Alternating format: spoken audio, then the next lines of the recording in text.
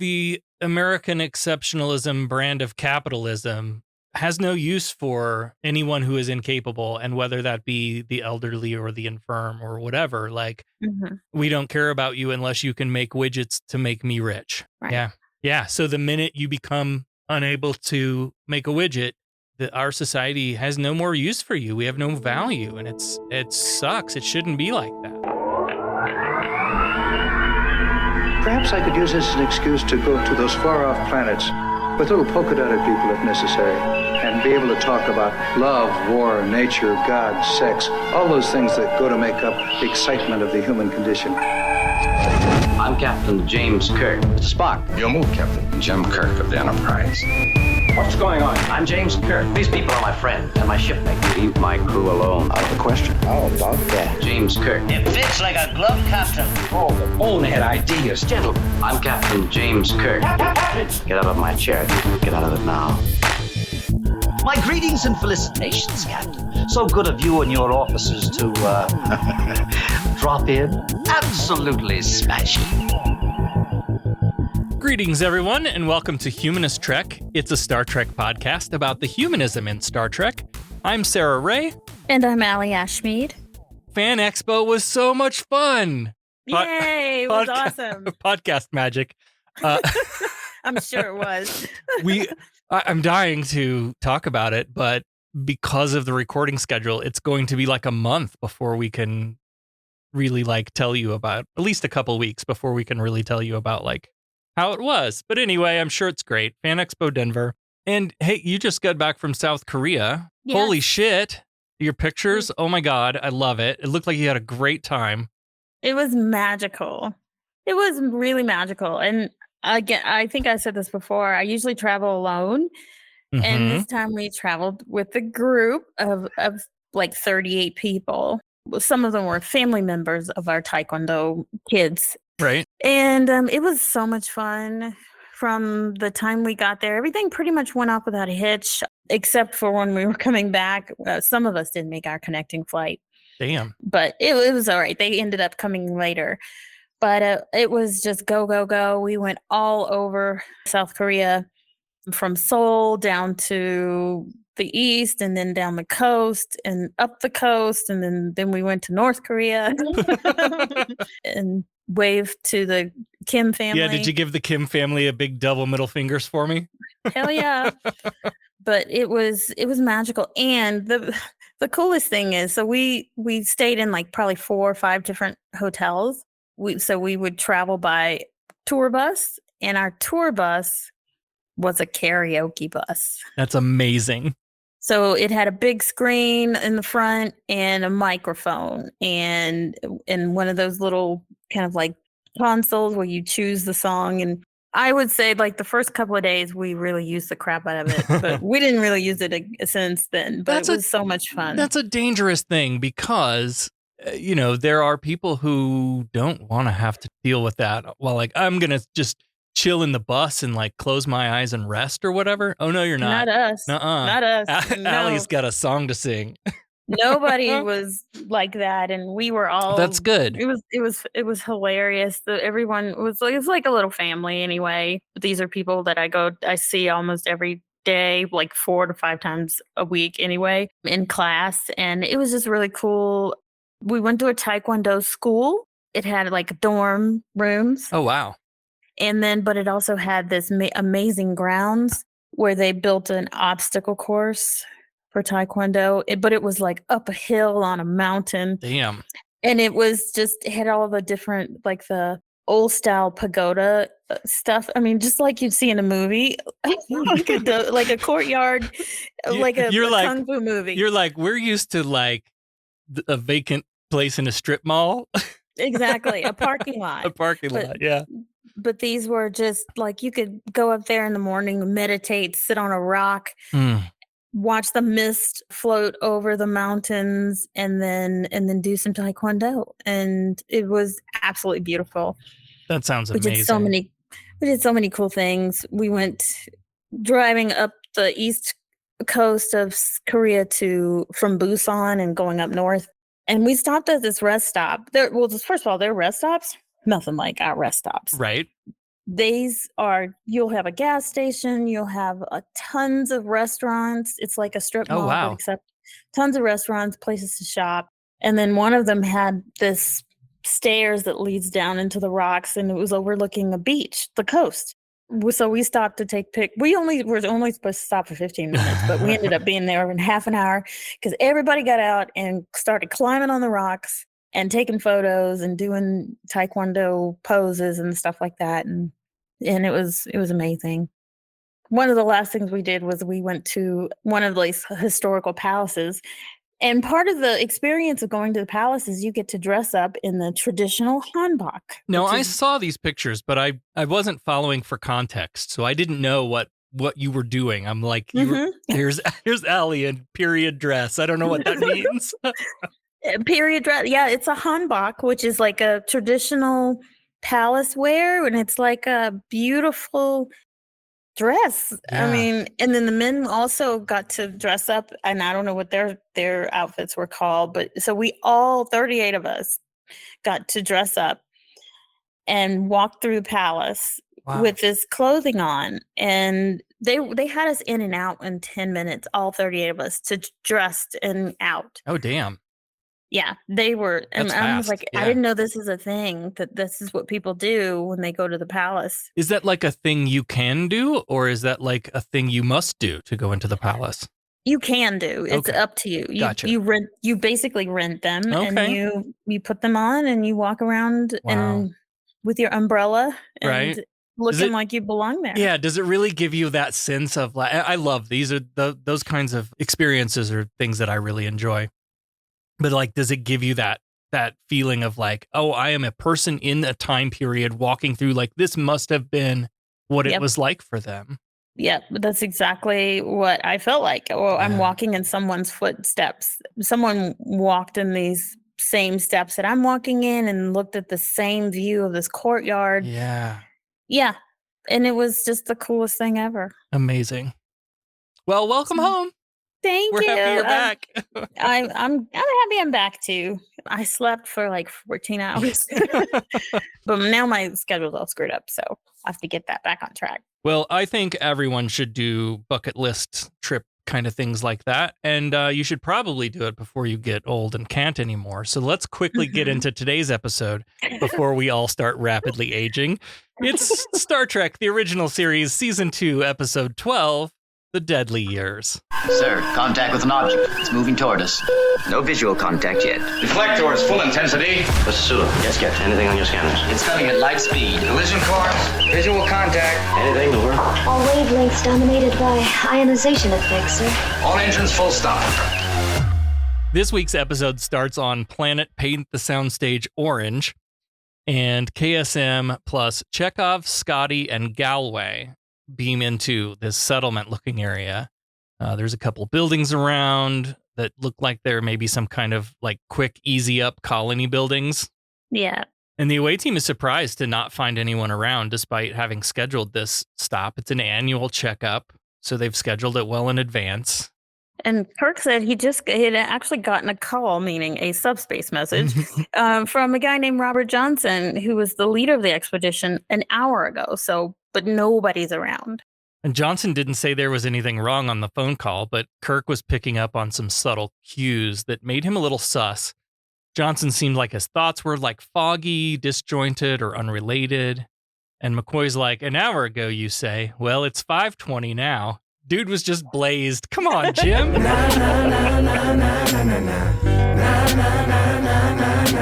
They split up to search for the expedition party, and Chekhov enters one of the buildings. It's all dark inside, and the lights flash on, and Chekhov turns to see an old man dead on the table. Oh my God! They've killed Alvin! You bastards! He literally just like starts screaming and runs out of the building, calling for the captain. I'm like, has Chekhov never seen a dead body before? Right? Wouldn't your Starfleet training give you some kind of like, yeah. Yeah. So he's like, I saw a dead man, Captain. So they all go into the building and they see this dead man on the table, and he just seems really, really old, like, super old. And McCoy, uses his doctory instruments and scans his body. And McCoy's like, well, it looks like what it looks like. It's death by natural causes, old age. Spock insists this is impossible, and he's in the middle of explaining that he read up on all of these people before they beamed down, and none of them were this old. But they're interrupted by an old man and woman entering the building. And if the gray hair, wrinkles, and slouched posture didn't give away their oldness, Kirk tries to introduce himself, but the old man's like, "What? What's that, Sonny boy? I can't hear you." He's like, you got to speak louder. And Kirk says again, I'm the captain of the Enterprise. So who are you? And he says, well, I'm Robert Johnson, and this is my wife, Elaine. Do you remember Elaine? Does she look familiar? No, she did not. She doesn't? Oh, who's this? So she was on a previous episode. What? It was one of our favorite episodes. Oh, no No way. guesses? No, I don't have no idea. Hang on, let me look at her picture first. Okay. Okay. Take a good look at her. Elaine. Come on. Is she one of the witches? Nope. I have no idea then. Who So is she was on Charlie X. Who was she in Charlie X? So remember when Charlie X was just kind of went all berserk and was zapping people in the hallway? Mm-hmm. And then he zapped the female officer and turned her old? No way. That was her. That was Elaine. I'll be damned. Oh, yeah. Okay. Yeah. Anyway, just fun fact. Oh, that's great. Go on a tangent like we always do. So Kirk is like, how old are you? He has to ask twice, right? Because we're playing all the old tropes. So Robert's like, what's that? Yes, whippersnapper. And Robert has to think about it a minute. He doesn't know. And holy shit, do I feel that every damn day when I have to fill out a form. It's like, how old are you? I don't know, man. Yep. A lot of years. You start to forget after a certain age. He says he's only 29 and Elaine is 27, but they look like they're in their 90s. Captain's log. On a routine mission to resupply the experimental colony at Gamma Hydra 4, we discovered an unusual phenomenon. Of the 6 members of the colony, none of whom were over 30, we found 4 had died and 2 were dying of old age. We're in sick bay, and Kirk does that thing where he's just yelling all the time so that Robert can hear him. Yep. And Robert's like, yeah, I hear you. I'm not deaf, Like, again, how many old age tropes are we going to pack into the episode? Somebody count. There's plenty more coming. There's plenty more coming. Kirk's trying to get information on what's happening, but Robert's mental faculties are going fast, and he's rambling about how Elaine was so beautiful. And McCoy does the old, let him rest, Jim, let him rest routine. I'm thinking they ain't got much time. I don't think you should let him rest. And might fall asleep and not come back. Right. In the briefing room, Kirk has invited some specialists in to help us get to the bottom of this. And I have questions. One of these people is Commodore Stalker, whose administrative area includes this planet. Are we supposed to believe that there was a Commodore just on the Enterprise hanging out this whole time? Or was he close enough to shuttle over real fast? I assumed that they had picked him up from somewhere and they were just taking him over to, I forget where he's supposed to go, to his assigned. Oh, to Starbase 10. Right. Yeah. So that's what I just surmised just from what they were talking about, that they were just giving him a ride. Yeah, that makes sense. Yeah. Yeah. So he's like in a big hurry to get to Starbase 10 and set up his new office there. The other specialist is Dr. Wallace. Blonde-haired, blue-eyed, pink-dressed Dr. Wallace, who will be working closely with McCoy. Mm-hmm. Now, I noticed a brief look that passed between them when Kirk was introducing them, and it was so brief, I thought, okay, I've imagined this. Didn't think anything of it. Yeah. McCoy catches everybody up, and as usual, he has no idea what's going on. Best doctor in the fleet. Just an old country doctor. Yep. All he knows is that they're aging rapidly. Spock has already ruled out anything atmospheric, and he's started working on the possibility that maybe this is some kind of new Romulan weapon, since they're really close to the DMZ. Everyone leaves to work on this problem except for Wallace, who stays behind to chat up Kirk because, surprise, surprise, surprise, it's yet another old flame. Has he like fucked everyone in the galaxy? I think so. She's like, drop the captain talk, Jim. We've got some unfinished business. And she pushes him down on the conference room table and takes him right there. Oh my. Well, everybody looks on. I feel like this is a relatable conversation that they have here. So they were like an item once, but Kirk's married to his starship, and she had a career that wouldn't work out being with a starship captain, so they called it off. And right, like Kirk asks the question directly, and things wouldn't change if it started all over again, would it? It's clear that he's still married to his ship, and she's not here for that. And she seems annoyed that she only heard from him once in the past 6 years, 4 months, and an odd number of days. But she was counting. married. Yeah, but she at some point had gotten married after they broke up, and I'm just like, well, that's really messed up. That you're talking about your dead husband as if you chose him not because she loved him, but because like he was just easier option. She didn't say that she loved him. Mm-hmm. So she heard from him once in those 6 years, only when her husband died. And this was fun. They said that message was a stargram, like a telegram in the stars. Like, is that like mail? A stargram. Yeah, I don't know. I just thought it was a funny thing that I hadn't picked up before. Well, after she and Kirk broke up, Wallace got married. A great man, she says, and he was in her field too, so she didn't have to give anything up except Kirk. And the string section swells, and Kirk walks over to her. It looks like he's about to plant one on her when Uhura calls down and breaks the tension. Spock needs Kirk on the bridge. Reunion fuck for old time's sake. We'll have to wait. So on the bridge, Sulu is acknowledging that they're in standard orbit. Spock's rechecked the sensors. Everything checks out. It's a Class M planet with the conventional oxygen, nitrogen atmosphere. Nothing out of the ordinary. And then Kirk asks about this comment that astrophysics had reported. And Spock said he was checking on it, but they didn't have any conclusions yet. And then, of course, Stalker comes in and he's like, hey, man, look, I really need to get to Starbase 10. Just kind of like, being a nag. Anytime that there is a higher ranking officer or like an ambassador or whatever, this is their role in the episode. Yes, just to be a nuisance, seems like. And Stalker tries to argue that the facilities on the starbase are much better than a starship, so we should just go there already, and you can use those facilities to do your research on this problem. Kirk cuts him right off, and he's like, no, I know you're anxious to get to Starbase, but the Enterprise will do just fine. And then he just kind of like, I'll be in engineering.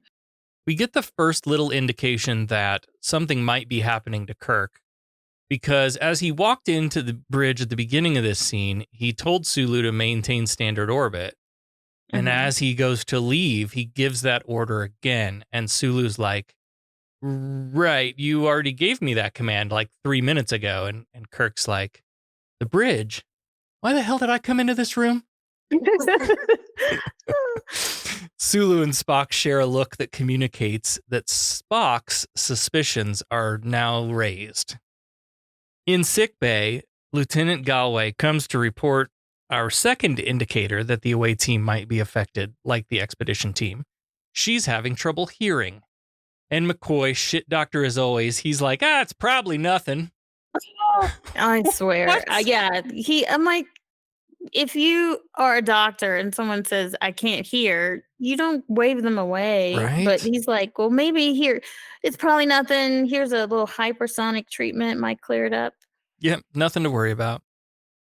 And then, of course, we get shirtless Shatner in his quarters because we got to have some gratuitous Shatner. Yeah, we got to have some chesticles. He pulls out a uniform tunic and calls up Spock on the video monitor for an update. No news yet, and Kirk says, hey, you know what? Astronomical section said that there was some kind of rogue comet or something that passed by recently. Maybe we ought to look into that. And Spock's like, uh-oh. Yeah. We already talked about that. Kirk is like, okay, well, let me know what you come find out. I'm gonna be in sick bay because I think he kind of realizes something might be wrong at this point. But then he goes to put on a shirt, and then it gets like a twinge, which everyone knows. When my as back's older going. you get, you can just do something you normally do, and next thing you know, you can't move the next day. So yeah, he's starting to get those muscle twinges. And he walks into sickbay, and McCoy and Chapel are covering up Robert's now dead body. Oh my God! They've killed Robert Johnson. you, bastards! Cause of death? Old age again. Apparently, Elaine died too at some point. McCoy's feeling some type of way about not being able to do anything for Johnson. Scotty calls sickbay. He needs to drop in. And McCoy like berates him for this. He's like, yeah, you just need vitamins, but fine, come on down. Like, what the fuck, McCoy? He's just waving everybody away. Yep. And Kirk is like, I don't know if it's teasing him or whatever. He's like, hey, Bones, you're starting to get gray. You're starting to get a little gray. McCoy's like, yeah, that comes with the job. Have you seen Clinton or Obama lately? Holy shit. No shit. This job ages you.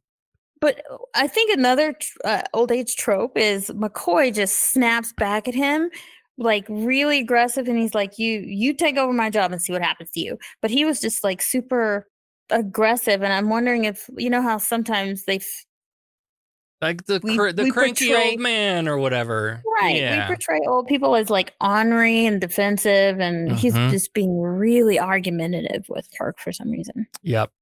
Yeah. So Kirk complains of a sore shoulder. And he says it's probably just, muscular strain. And McCoy's like, well, great job, Dr. Kirk. By the way, I don't like the way you've been running the ship lately. Yeah, what? Just cranky. Yeah. Kirk's like, all right, reprimand received. I get it. McCoy starts scanning him. And every time Kirk looks down at the scanner, McCoy stops it. I thought that was fun. There was like 2 or 3 times he'd move the scanner. Finally, McCoy grabs Kirk's hand, and Kirk winces in pain. And McCoy's like, well, doctor, you were wrong. It's not muscular. It's advanced arthritis, and it's spreading fast. Just then, Scotty walks in, and he's super old and gray. What the hell? Why is he so much older? So the makeup people have literally drawn lines on his face. Yeah. And put some white shit in his hair, some powder. Because he just looks like he aged like 40 years or something.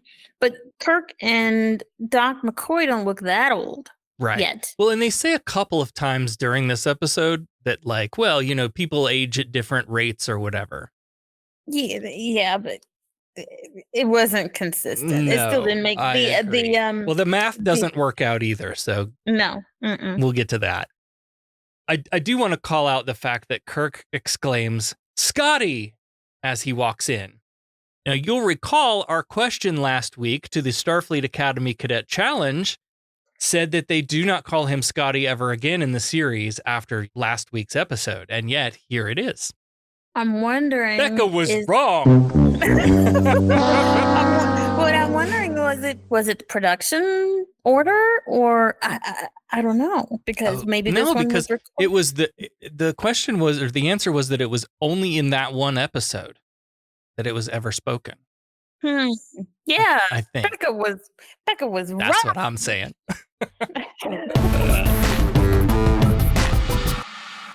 Captain's log, some time has passed, and now all the original away team, except for Chekhov, are showing signs of aging. They're all in sick bay. Chekhov is doing leg presses on the leg machine. It looks like some kind of upside down stair stepper thing where you got to lay on your back and step on stairs. But Chekhov is fine. And Spock's on a biobed, and he doesn't look too different from normal either. Right. But Kirk and McCoy have aged a lot during that commercial break. McCoy reports that they're aging 30 years each day, but he still doesn't know what's causing it. And he says, like, a virus, bacteria, evil spirits. Because, fuck. From a doctor. And so Bones has completely gray hair. And then Kirk's starting to get the gray hair on the sides. Like what do they call that? I don't know. For men. Yeah, the graying at the dimples. Kirk asks Spock for some calculations. He estimates they have less than a week to live. No shit. They're aging 30 years per day? 30 years a day? Less than a week for sure. And you didn't need Spock to do that math. Come on. Anyway, Spock adds that because their mental faculties will go much sooner than their physical, they will have even less time to figure this puzzle out. So Kirk orders every person and facility to focus on this problem and find a cure, starting with why the hell Chekhov doesn't seem to have been affected. And then McCoy is like, well, Spock, you look fine, But Spock's like, well, I got to tell you, I'm having some trouble concentrating and his eyesight's starting to fail.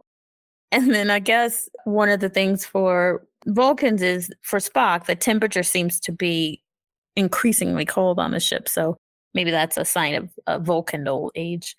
McCoy leans back into his southern drawl acting again here. The older he gets, the more southern drawl he gets. Yes, he does. He's Jimmy boy and all that shit. So he's like, Spock, I didn't say you weren't affected. I said you're perfectly healthy for a Vulcan. On the high side of 100.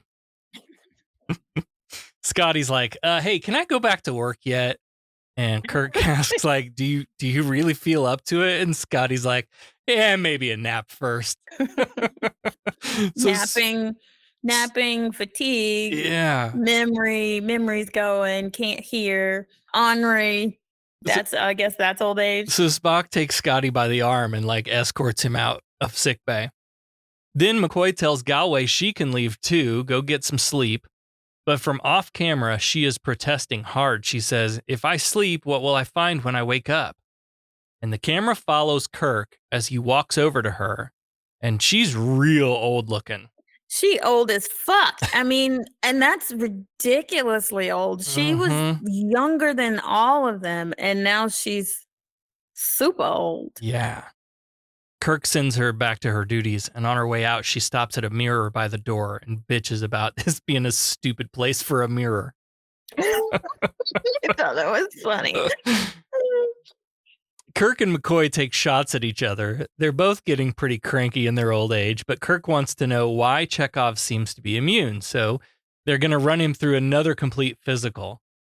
As Chapel helps Chekhov from the leg press bed to a bio bed, she says, come along, Ensign. This won't hurt much. And he's like, promises. Was that a flirt? What? I don't know. Kirk and McCoy step into McCoy's office, and Wallace mentions that she and her husband tried some carbohydrate compounds to slow down the degeneration of plant life. And McCoy snaps at her, he's like, try that. Try anything, but do it quickly. So Wallace leaves sickbay. And Kirk's like, I'll be on the bridge. So Wallace had just walked out, and then Kirk follows out of the room, and she's out in the hall just kind of waiting for him. And he says, I thought you were on your way to the biochemistry lab. And she's like, well, we're going in the same direction. But she talks to him about what's happening. We know the problem and we know the progress of the affliction. So we just need to find the line of research. It's only logical we find the solution. Kirk's like, well, that sounds quite Spock-like.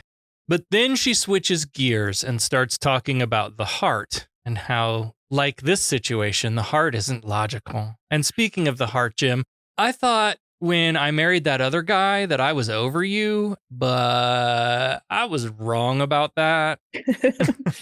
He's like, well, when did you realize that? Today? He kind of gets a little huffy with her.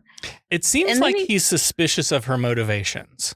Well, yeah. And he asks like, well, how old was your husband? Because he was 26 years older than her.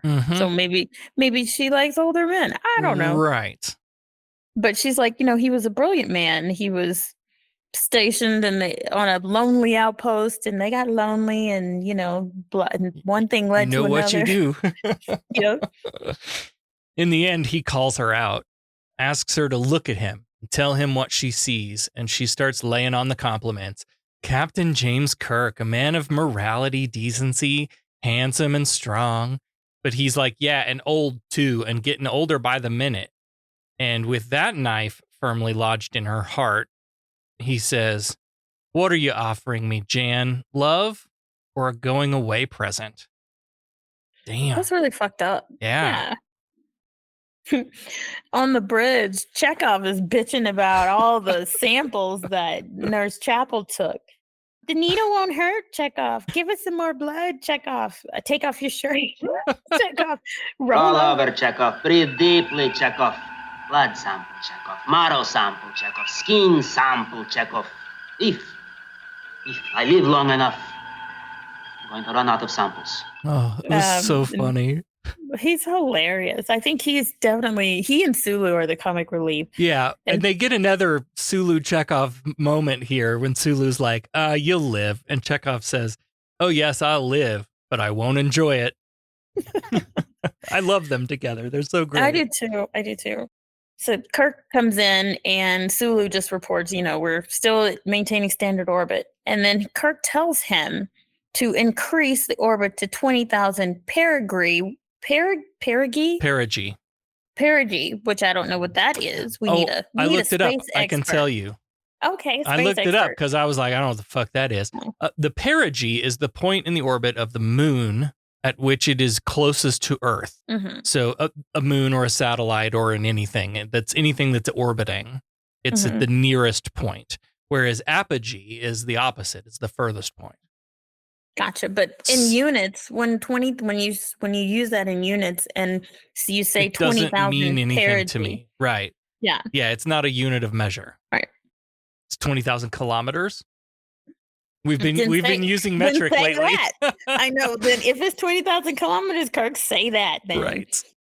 Yeoman Atkins tries to get Kirk to sign a clipboard and he drops the pen. And this is a tense moment with Commodore Stalker looking on, and Stalker tries to get Kirk to go to Starbase 10.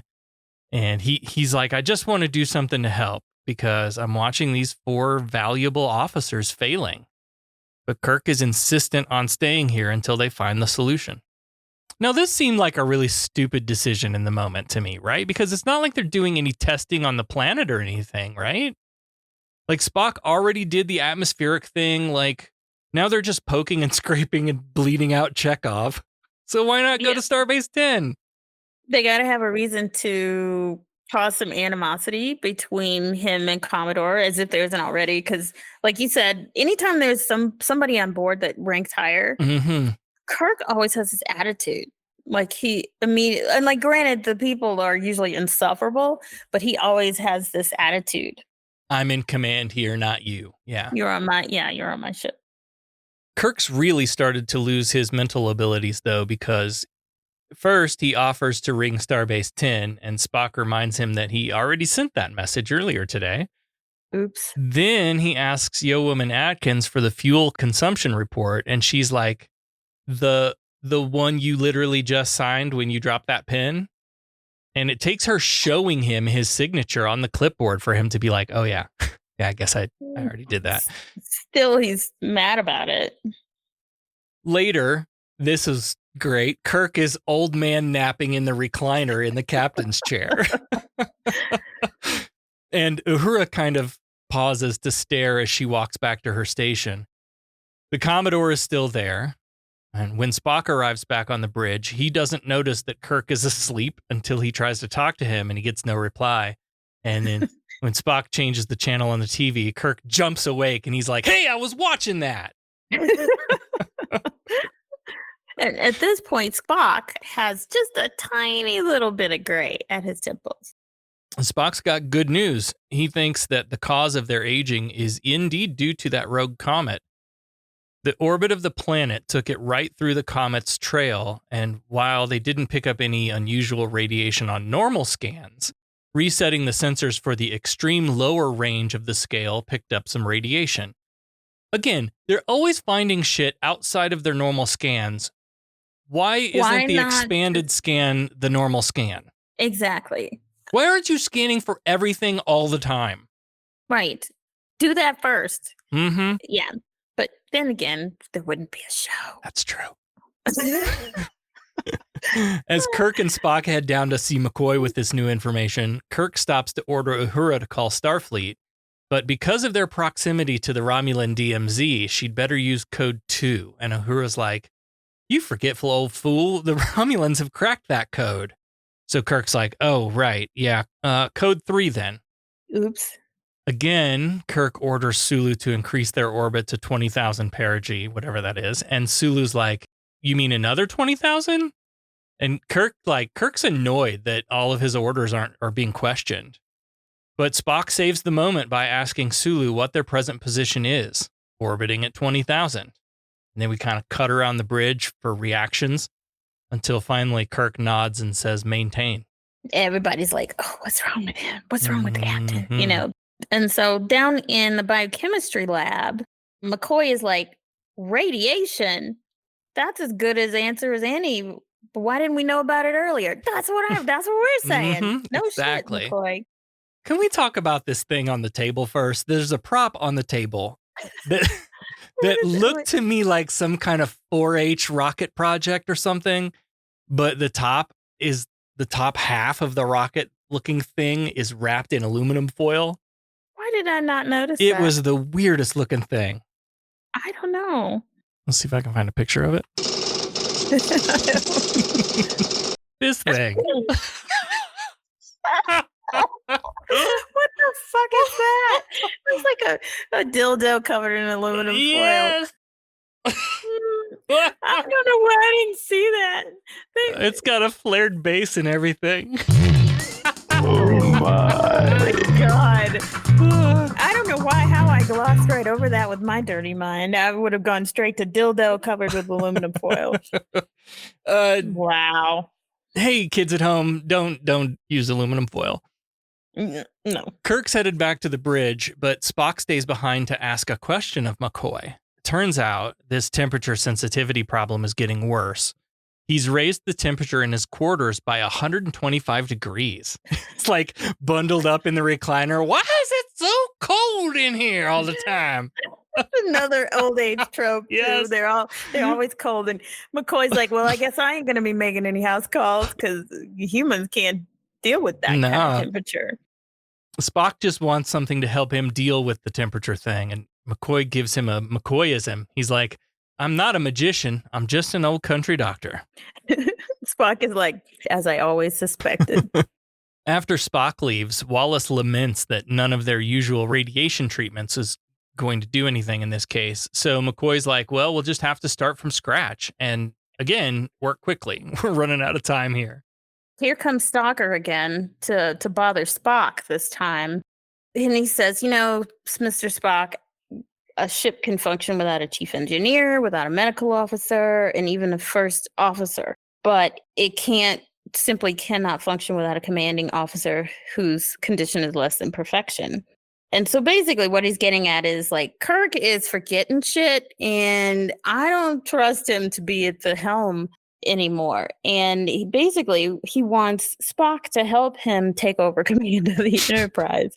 But Spock says, on what grounds? And Stalker says, on the grounds that he can't perform his duties. On the grounds that he won't take me to the starbase, damn it. Yes, on the grounds that, he doesn't take me where I'm going, and he keeps forgetting shit.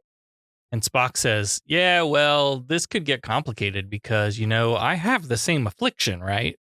And Stalker tries to diminish this concern by saying that his Vulcan physique means that he's showing symptoms to a much smaller degree. And Spock says, right, but I'm half human. Apparently, Commodore Stalker doesn't watch Star Trek, the original series. That's kind of been the whole thing. And unfortunately, Spock's reflexes are impaired too. And then, like a dumbass, Spock says, no, sir, I am not fit for command. I think he should have just said, okay, I'll do it. But But Spock being Spock, Mr. Perfect, he's like, no, I'm not fit for command either. And Stalker's ready with the obvious. Well, if you're not fit for command, Kirk certainly can't be. And he's thinking, I'll do it, So Stalker's like, okay, fine. Well, we'll need to convene an extraordinary competency hearing to basically declare him unfit, and then I can take command. And this moment is the purpose for Stalker being in this episode. Right? Exactly. It's this moment. Because it seems like Spock was content to just let Kirk keep going. Which is really odd. And Because at some maybe point, maybe Spock was thinking like, oh well, I'll run shit and let him think that he's still in command, kind of thing. because that's really how it happens most of the time. Yeah, but with a yeah. Commodore on board, now he's going to have to follow these regulations. It was very strange that Spock wasn't the one spouting regulations. Yep. So yeah, Spock agrees to the hearing, and he says that it'll convene at 1400 hours.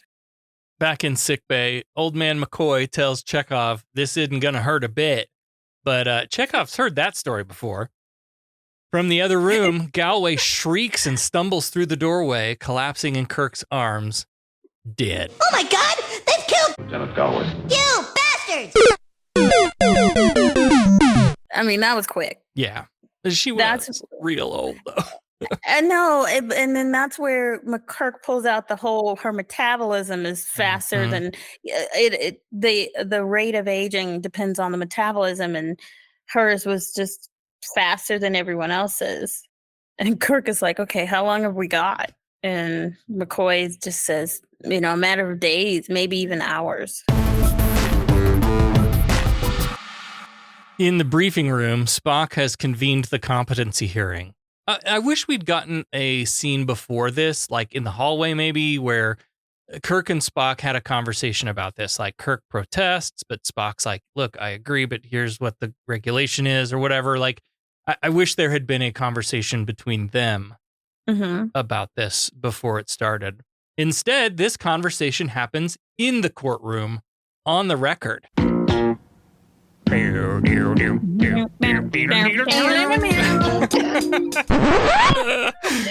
love that show. Have you watched the new Night Court yet? I you haven't. gotta watch it. It's so fun. Is it good? Yeah, it's so good.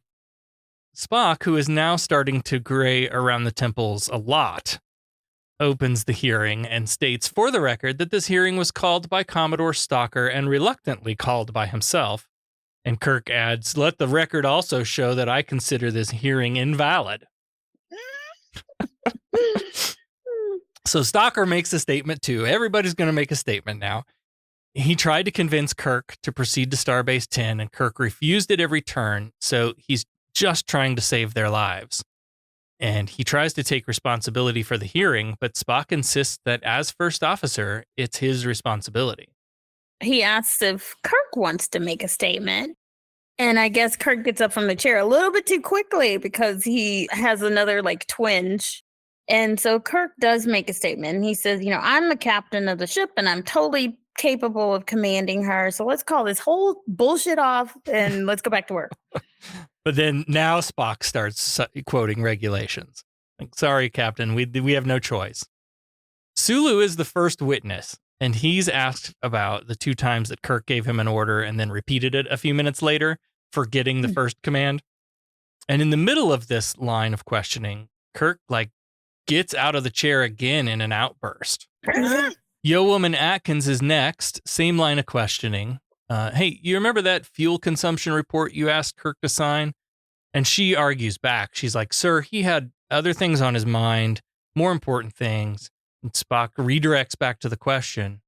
And she says, well, I guess he forgot he'd signed it. And Spock says, you guess? No, he definitely forgot he signed it. He forgot he signed it. But they're trying to stick up for the captain because it is not looking good for him. And the more they talk, they know they're burying him. So they're feeling bad.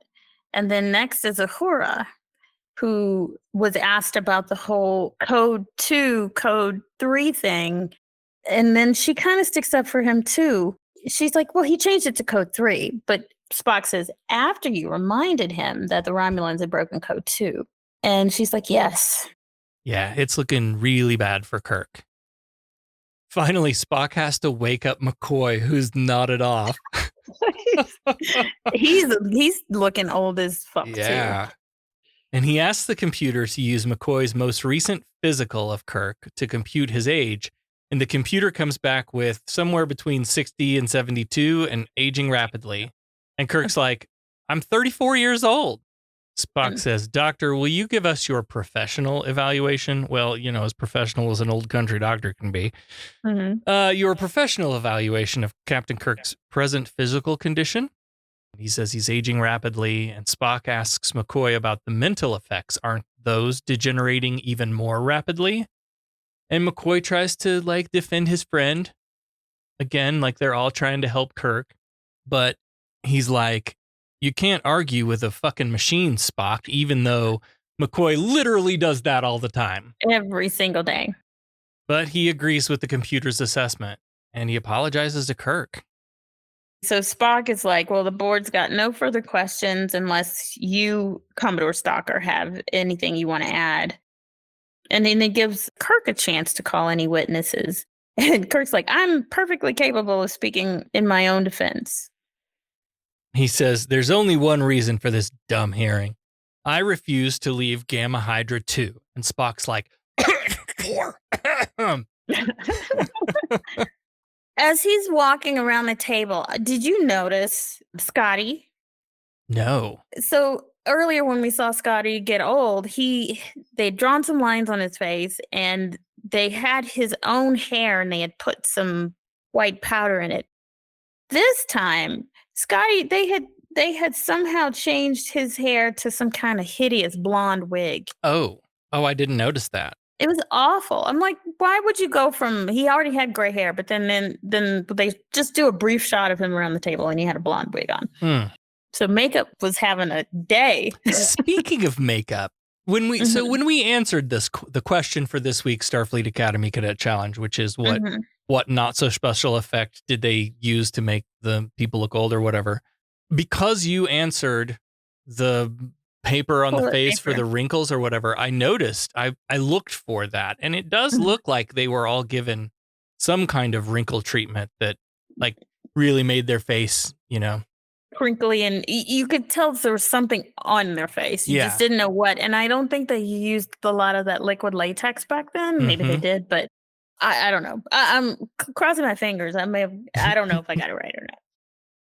So Spock summarizes all of the testimony provided and says this appears to be irrefutable proof of failing physical and mental conditions. And then Kirk goes on a kind of like senile rant here. He's like, who wouldn't be a little confused with all of this going on? The ship's in trouble and senior officers are ill. It's stupid competency hearing. And he's hurt that Spock would even convene this hearing because a captain losing a command is kind of a serious loss. And we get that over and over a few times in Star Trek, the original series. Yeah. This rant doesn't help his case at all. He's like, go on, ask me questions. I know stuff. We're in orbit of Gamma Hydra 2, right? Right? Wrong. Oh my God. And he's like, well, ask me something else then. And throughout this whole thing, we cut around the room for reaction shots and people are like hanging their heads, shaking their heads, their faces betraying the realization that Kirk is clearly unfit for command. Yeah. He keeps on like, come on, ask me stuff. Ask me questions. I know stuff. And Spock's like, yeah, we're done with the questions, Grandpa. Time to get you back to the home. And what I don't understand is why is Kirk in such denial? Because he knows what's happening. Like they all know what's happening to them. Yeah. They all saw what happened to Johnson. Right. And they know that it's currently happening to them. So why is he in such denial? Yeah. Maybe that's part of the impairment of the mental faculties or something. Maybe. And maybe that's another trope of old age is like older people can get combative when you confront them with, if they've forgotten something, they don't like it. Don't say anything. Well, Kirk's ready to get this hearing over with so he can get back to work. And he storms out to his quarters so the board can vote. Well, the decision is that Stalker will assume command, despite never having commanded a starship before. Another Commodore who's never commanded a starship. We had another Commodore in another episode the same way. How do they get to where they are without? Right. Some paper pushers, right? Mm-hmm. Then Stalker orders Sulu to plot a direct course to Starbase 10, which apparently will take them through the Romulan DMZ. Jesus I Christ. need a map. Like, yeah, it's space. Right. Can't you go around it? Right. I mean, Right. Or down or under or over or it's 4D. He's in a hurry though, I guess. Spock and Wallace go to Kirk's quarters to give him the news, and Kirk presumes that Spock has taken command. And he says something here about Spock having always wanted command, which we know from watching Star Trek, the original series, that Spock never has had an interest in command. No, so now he's paranoid. Like, why, This scene like really cuts deep into Kirk's fall from command in a lot of ways. He goes bonkers when Spock explains that Stalker took command, tries to order Spock to take command, which he can't do, and finally says to Spock, "You traitorous, disloyal, you stab me in the back the first chance you get." Tells him to get out. He doesn't want to ever have to look at Spock again. Yeah. I think it's uncalled for. It shows that it really hurts him, though. Yeah. Kirk turns around and realizes that Jan is also in the room. And the conversation they have here reminded me of like a family having to decide to take away grandpa's driver's license. Mm-hmm. Right? Kirk doesn't feel old or incapable despite all the evidence. And he goes on another senile rant about how it's just some aches and pains and a little gray hair. Nothing worth taking away my driver's license for. But he drove his Starship into 3 mailboxes, a garbage can, and the neighbor's dog. So Jan's like, "Well, I've got a lot of work to do. Bye." And Kirk stops her, asks her again, "Look at me. Tell me, am I getting old?" And the look on her face says it all. I was like, don't answer that. I was like, it's kind of like when somebody asks their partner, like, "Does this make my ass look big?" Best not to answer. Just don't say anything. Hard and loud cut to a space flyby. Becca, we were sitting in the kitchen or something, and it cut from that scene to this one, and it was so loud. Becca Eve was like, "What the hell? Turn it down." Get your audio engineering together, Paramount Plus. So space flyby, and Kirk arrives at McCoy's office to find Spock already there, and he's like, "Well, why don't you relieve Dr. McCoy too?" And he's like, "What are you doing here?" And Spock's like, "Well, it would seem to be the place I can be most of value or most use." Kirk asks about Chekhov again. Why hasn't he developed the illness? And KSM talk it out. What I like about this is that it shows that they aren't incapable just because they're old. Right. Right. What I didn't like was how obvious the answer was and why they didn't come to it a whole lot sooner. Yeah. They should have done a sort of a brainstorm earlier. Yes. Because they had the variables. They know Chekhov was fine. And what's different about him? So they start bouncing things off each other. Okay. So he went everywhere we did, right? And Kirk's like, he left us. No, he left us. He went to the building. He was the only one. Well, he went to the building first. He's like, something happened. So Spock's like, yes, something did happen. He was scared. He saw the body and he ran out of the building. He was scared to death. So somehow they come up with this solution. Oh, that's it. McCoy's like, yes, that could be right. Heart beats faster, your breathing gets shorter, and there's cold sweats and adrenaline. So adrenal activity. And he's like, okay, we may be onto something. He's something he'd read once in some ancient history, ancient meaning atomic age, and something about adrenaline. And then Wallace pipes up and says something called hydronolin is, I guess, something that they used to treat radiation sickness, and it was a variation of adrenaline. Like a weak synthetic substitute or something. Right. But before hydronolin was discovered, they actually used adrenaline. So they think maybe that gave Chekhov some kind of immunity. And Spock and Wallace get to work on trying to create an adrenaline compound. On the bridge, the Enterprise crosses into the Romulan DMZ, and Commodore Paper Pusher is quickly and way the fuck over his head. Why? I was wondering, why didn't anybody speak up and say, you shouldn't do this, like Sulu or somebody? This is where the military sort of unless you are ordered to do something illegal, you must follow orders, blah, blah, blah, whatever. Like, that's where this fails. Yeah. Because they know they're going into certain death, possibly. And it doesn't take long. The ship rocks and a couple of Romulan ships are flanking them. Straight out of Romulus. Easy as his name and the boys coming. Straight out of Romulus. Uhura reports that engineering is awaiting orders. Chekhov also asks for orders, but the Commodore is frozen in the chair as a Romulan warbird on the screen fires another torpedo. Kirk is like, what the fuck's going on? I'm going up to the bridge. And McCoy's like, nope, you cannot do this. I have a question for you. Mm-hmm.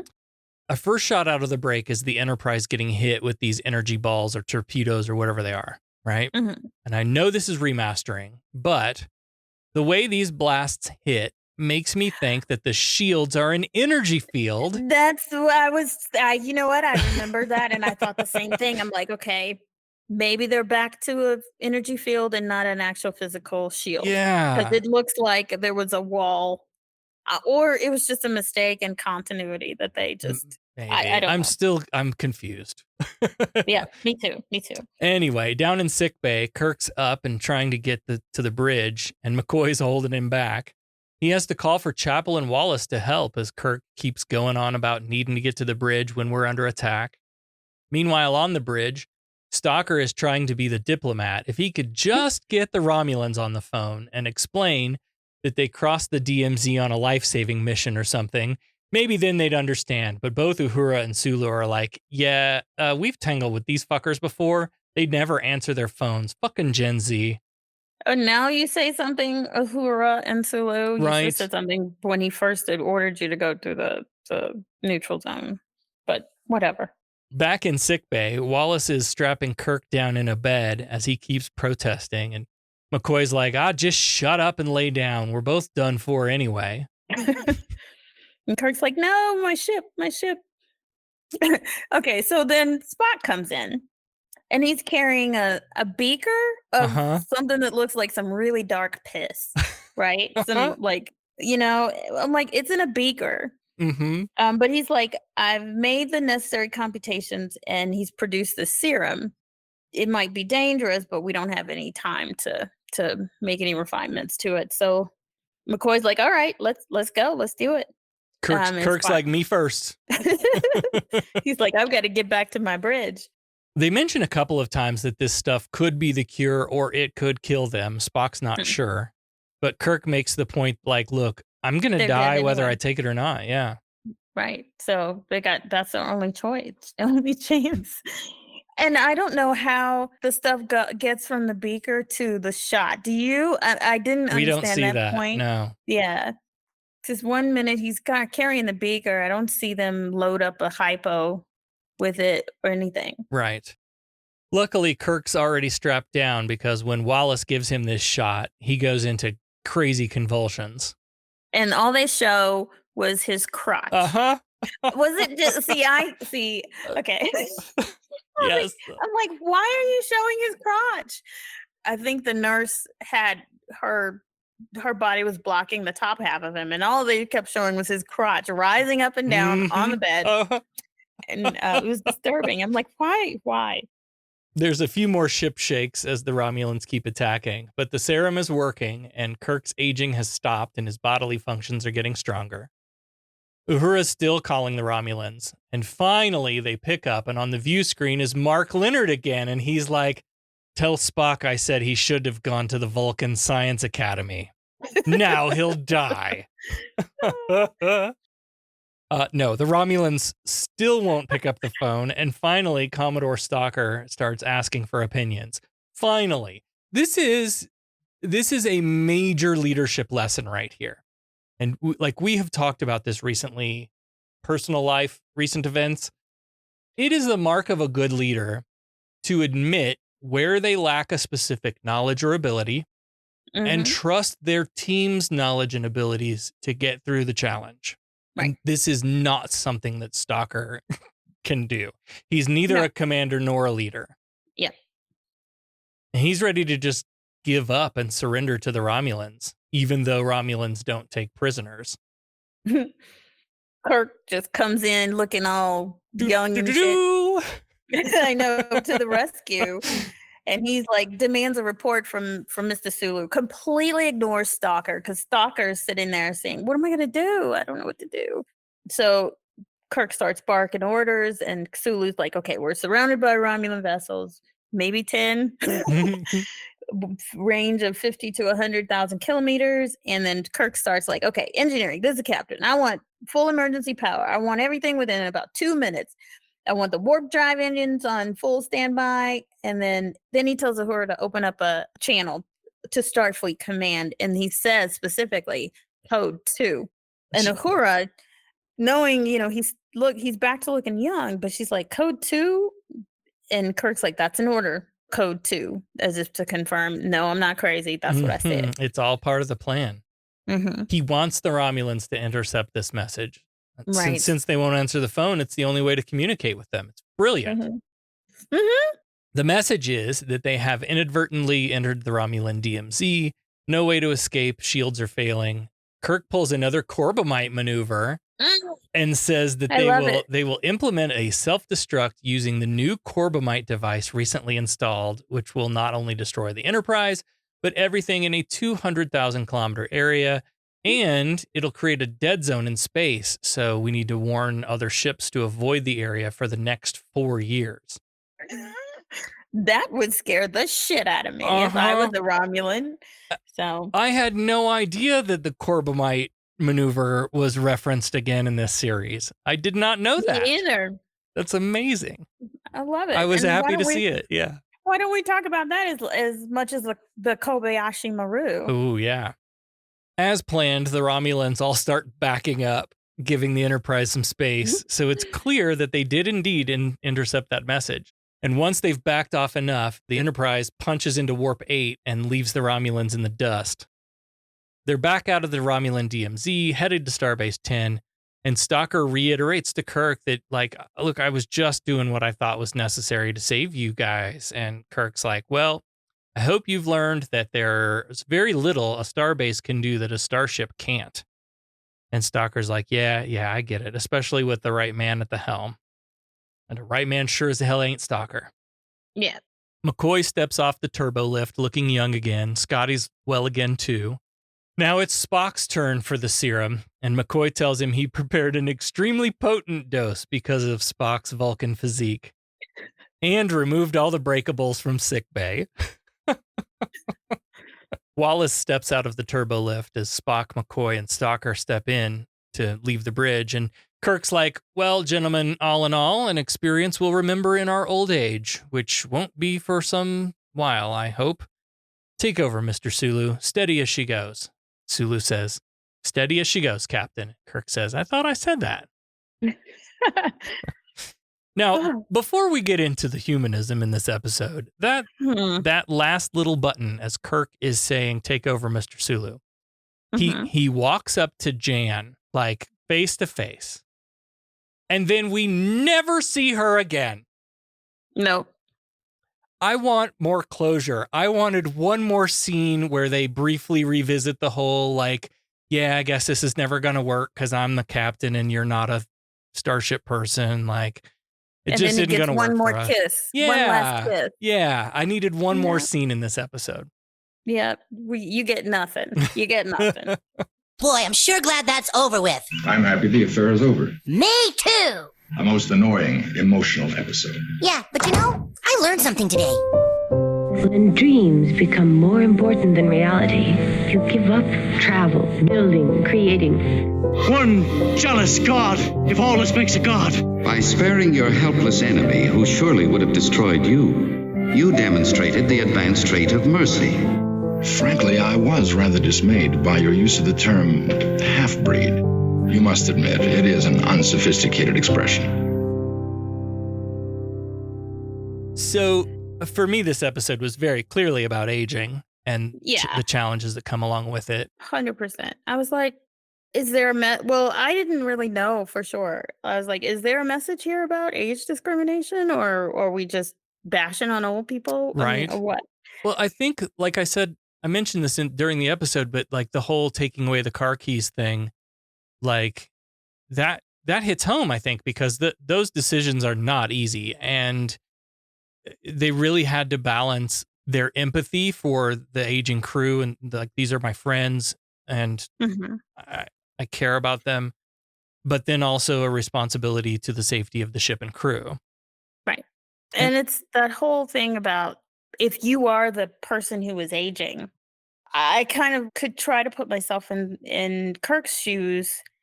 I'm like, I don't want to admit that I'm not up to functioning the way I was, and I'm mad at everybody for questioning me, and that kind of thing, and it made everyone was defensive, and so there was that side of it too. yeah. We see a lot of that tension play out, especially in the way Spock resists taking away Kirk's keys, right? Like, and we kind of talked about how out of character that seemed for Spock. So to revisit that, was that moment something like Spock having empathy for Kirk? When nobody else, I mean, yeah, of all the people who was gonna do that, logically, Spock would be like, "Yes, you are You're no unfit. longer The end. capable," Yeah. and you would think that logically that would come from Spock, but no, he was Or maybe the op- because the opposite.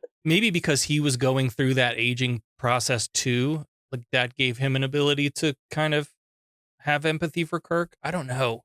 Yeah, yeah. The whole thing about older people, like, do we treat them like they're not useful anymore? Right. Because I think they're just kind of get ignored and swept under the carpet. And that's what we do. Is if they're not people anymore, but they're In still the same people. in American culture, absolutely. Yes, that is absolutely what we do. And not all Earth cultures do. There are some cultures who value the elderly and Oh yeah, understand that their wisdom and knowledge is important, and they have a reverence yeah, or they really, yeah. And I would say like in Asian cultures a lot, right. just because I'm sort of familiar with it. The older grandmothers and grandfathers and great grandmothers and they're like revered, Yeah. you know. Well, the American exceptionalism brand of capitalism has no use for anyone who is incapable, and whether that be the elderly or the infirm or whatever, like, Mhm. you know, we don't care about you unless you can make widgets to make me Mhm. richer. Right. Yeah. Yeah. So the minute you become unable to make a widget, our society has no more use for you. We have no value, and it sucks. It shouldn't be like that. Yeah. If you can't work Yeah. and produce something, then well, yeah, you have no value. You're going to lose your medical. You're going to lose your income. Every time And anybody tries to start talking about, like, let's lower the retirement age, let's let people retire earlier and enjoy their golden years, mhm. there is a segment of our society that, starts throwing shit and like, no way. We need them to work until the very last drop of work is squeezed out of them. Get the fuck out of here. Yeah. Well, also that whole command thing that you mentioned before. We always have these characters that come in and they just want to take command and take control for control's sake, but Yeah. they don't really realize what that means. That means being a leader, like a proper leader, like you said. Right. They think they can just come in and start bossing around and just, hey, I'm the boss, and not get input from the team that they're leading, and then go head into Romulan territory. So What a I dumbass. I think that's just a recurring theme in a lot of these episodes. Yeah. All right. Well, now it's time to honor the dead. It's dead, Jim.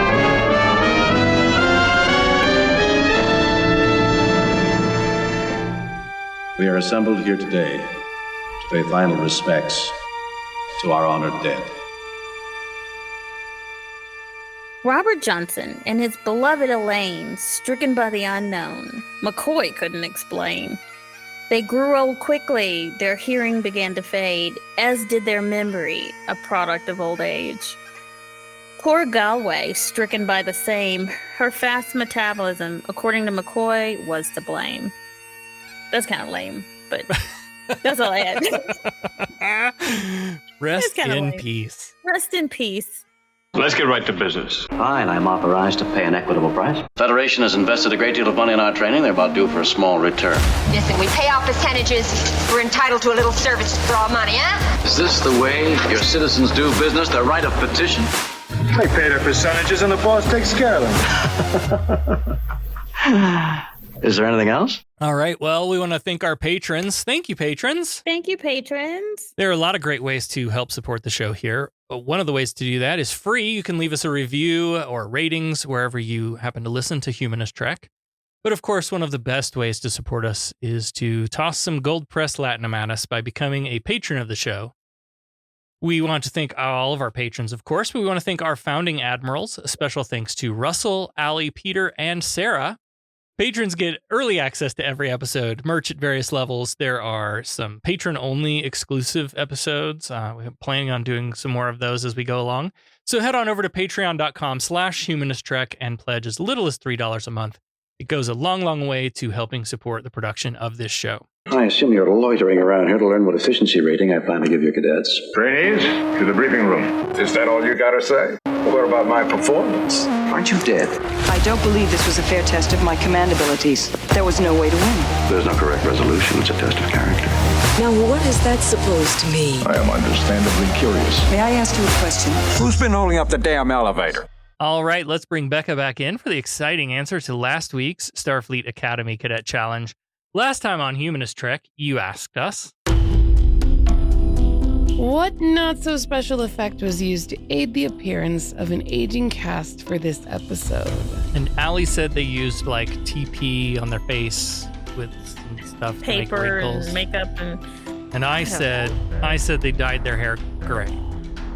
And the answer is? The cast wore oversized versions of their costumes as their characters aged in order to give the impression that they were shrinking. Incorrect. I didn't even notice that. I didn't notice that either. Wow. I'll be damned. Well, that Did not sucks. even notice. Fuck.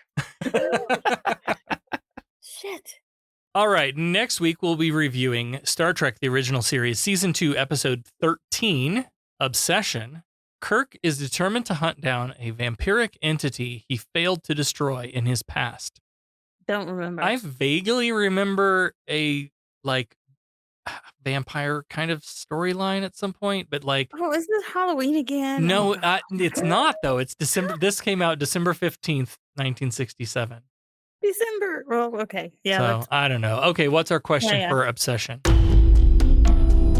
As you may know, many props in the series were reused in multiple episodes to keep costs down. In this episode, we see a large object which looks like a vertical DVD rack in the medical records library between Spock and McCoy. What episode did this object make its first appearance in? Oh, for fuck's sake. I wish you could see her face. She's probably triumphant right now. Yes. Yeah, very fucking proud, very smug. Well, you know, I like to find the really tricky one. Okay, so I've got 40-some episodes to make a guess from. These are not great odds. Spock, what would you say the odds are? Yeah, so I'm imagining like a tower, you know, like a DVD, like a CD tower. Okay. That's what I'm imagining. So there's like little slots for the CDs to go into. It had to have some.